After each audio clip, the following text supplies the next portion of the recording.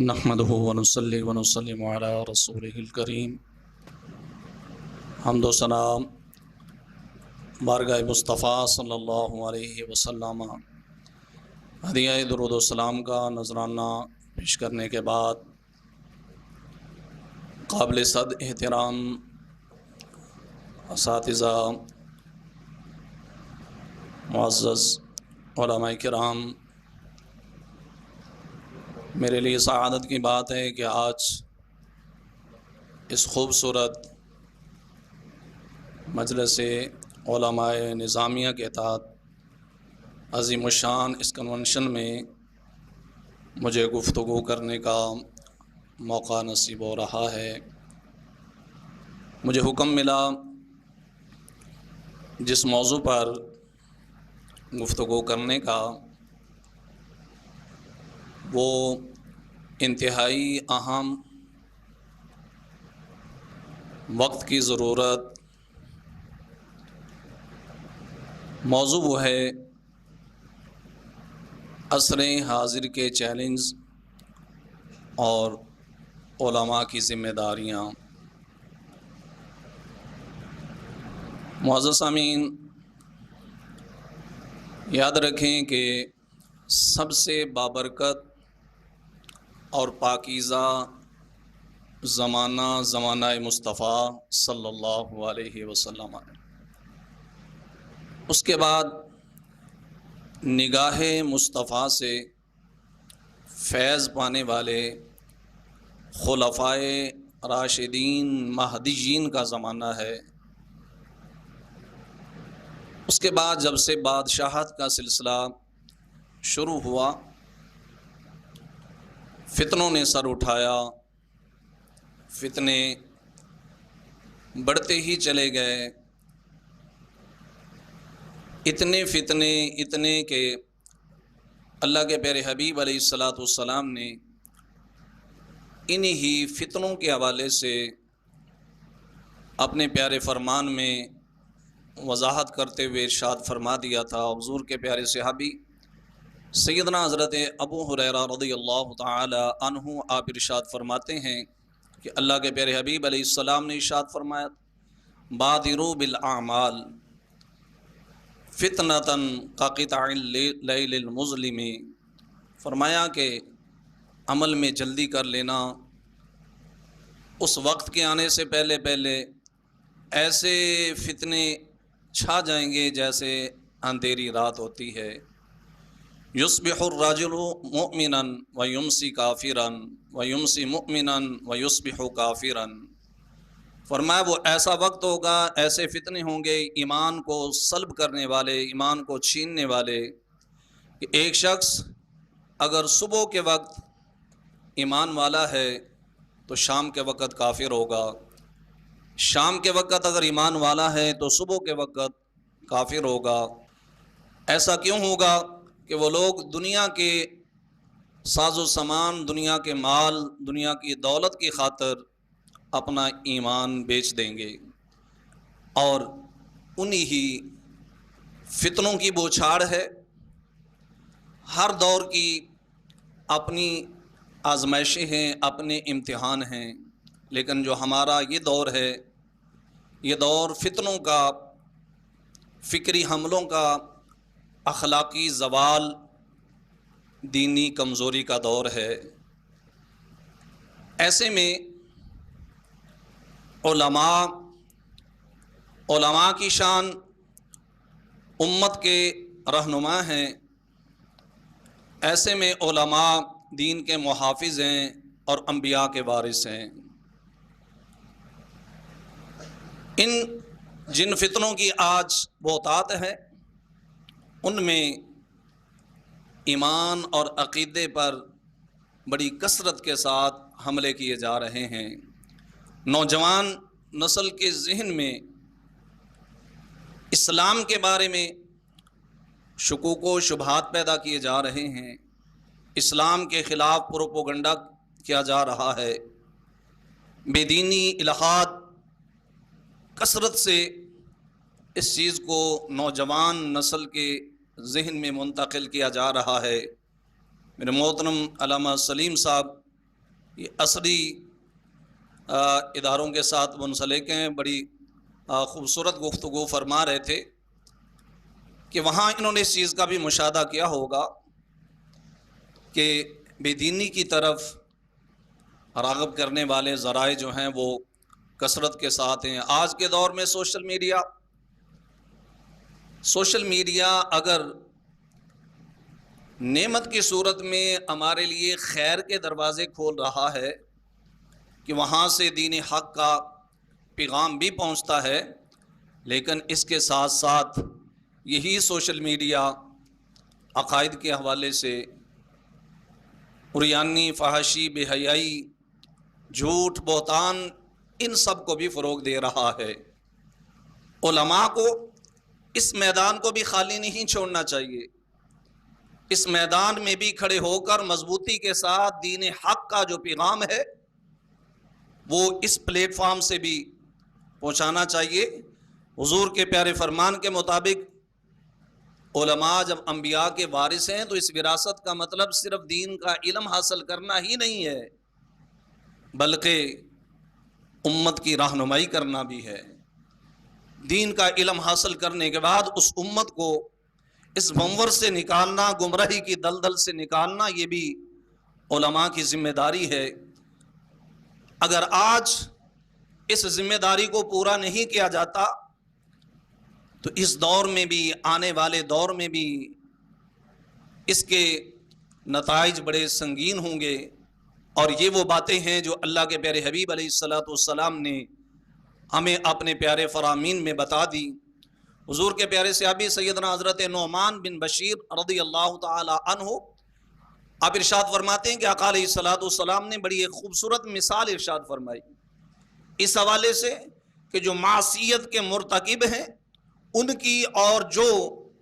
جن کی ذمہ داری ہے کہ انہیں ان معصیت سے روکا جائے لیکن وہ سستی کرتے ہیں،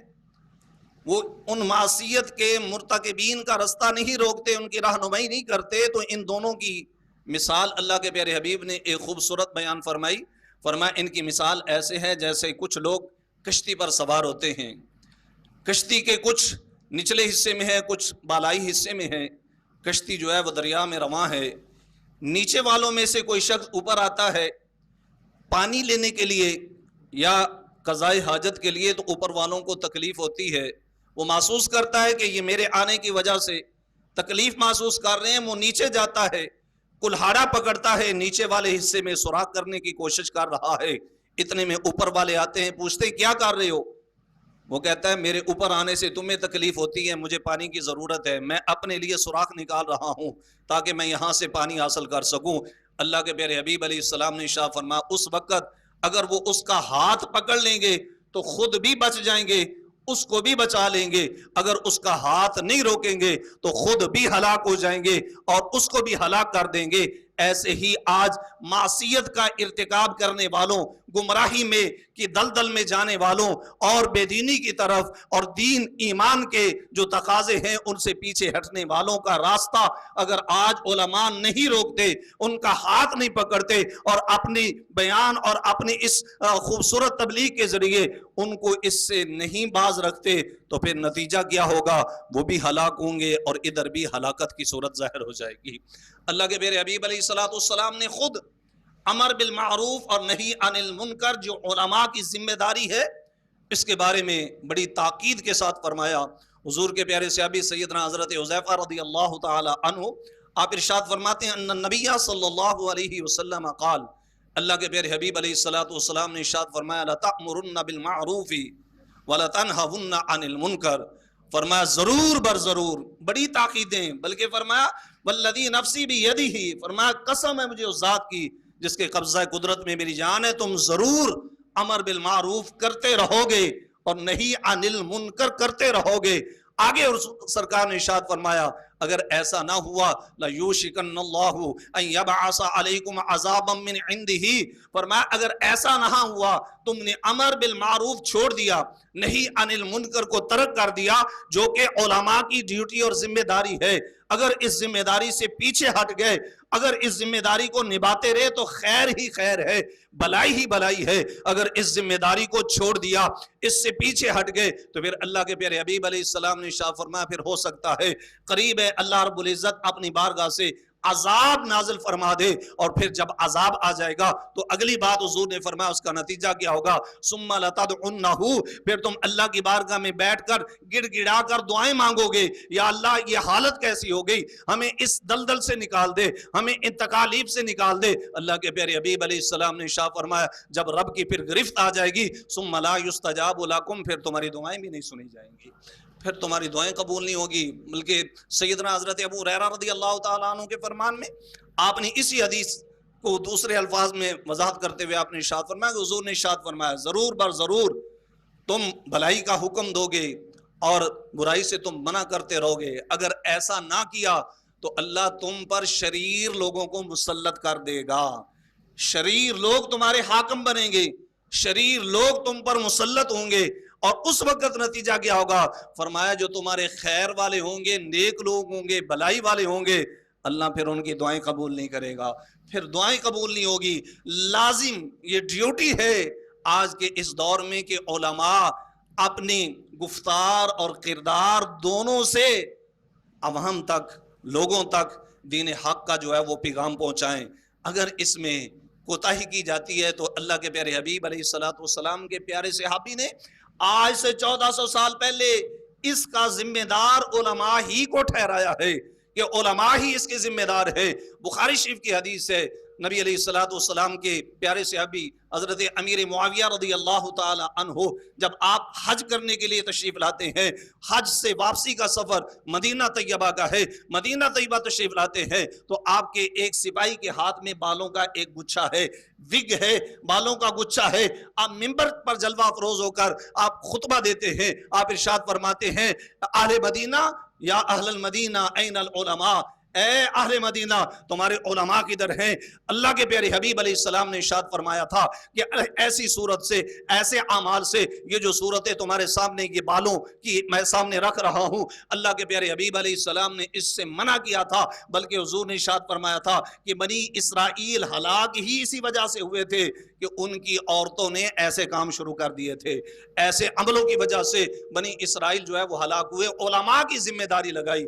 علماء کی ڈیوٹی لگائی کہ تم نے اس ذمہ داری کو نبھانا ہے، اس ذمہ داری کو جو ہے وہ پورا کرنا ہے کہ امر بالمعروف اور نہی عن المنکر یہ علماء کی ذمہ داری ہے۔ ایسے میں خاموشی کے ساتھ بیٹھ جانے سے نجات حاصل نہیں ہوگی۔ نبی علیہ السلام کے پیارے صحابی سیدنا حضرت جابر رضی اللہ تعالی عنہ آپ ارشاد فرماتے ہیں کہ رسول پاک صلی اللہ علیہ وسلم نے ارشاد فرمایا اللہ سبحانہ و تعالی نے جبریل کو حکم دیا، فرمایا جبریل جاؤ فلاں شہر کو الٹا کر دو۔ عرض کیا اللہ وہاں ایک ایسا بندہ بھی رہتا ہے کہ جس نے ایک پلک جھپکنے کی دیر میں بھی تیری نافرمانی نہیں کی، کیا اسے نکال لوں یا اس سمیت ہی اس شہر کو الٹا دو؟ فرمایا نہیں نہیں جبریل جاؤ اس سمیت ہی شہر کو الٹا دو۔ آگے فرمایا اے جبریل وہ اپنے لیے عبادت و ریاضت تو کرتا رہا لیکن اس کے سامنے میری نافرمانیاں ہوتی رہیں، اس کے سامنے میرے حکم کی خلاف ورزیاں ہوتی رہی، ایک لمحے کے لیے بھی اس کے چہرے پر تبدیلی نہیں آئی ان نافرمانیوں کو دیکھ کر، لہٰذا جہاں وہ عذاب کے مستحق ہیں وہیں وہ بھی عذاب کے اندر جائے گا۔ اگر علماء اس ذمہ داری کو چھوڑ دیں گے تو صرف گناہ کرنے والے ہی گرفت میں نہیں، اس کو نہ روکنے والے بھی اسی گرفت میں آئیں گے۔ علماء پر لازم ہے اپنی گفتار کے ساتھ بھی اور اپنے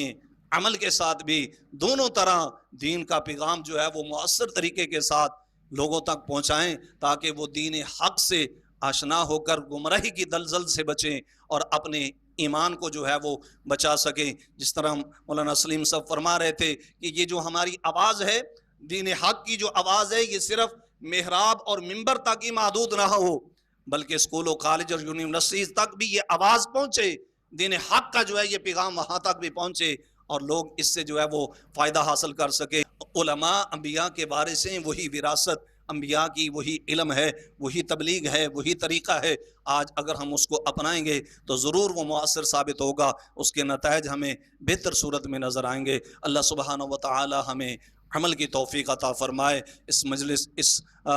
پلیٹ فارم سے بڑے خوبصورت طریقے کے ساتھ جو یہ دین کا پیغام چل رہا ہے، اللہ سبحانہ و تعالی اس میں مزید برکتیں عطا فرمائے. وآخر دعوانا الحمدللہ.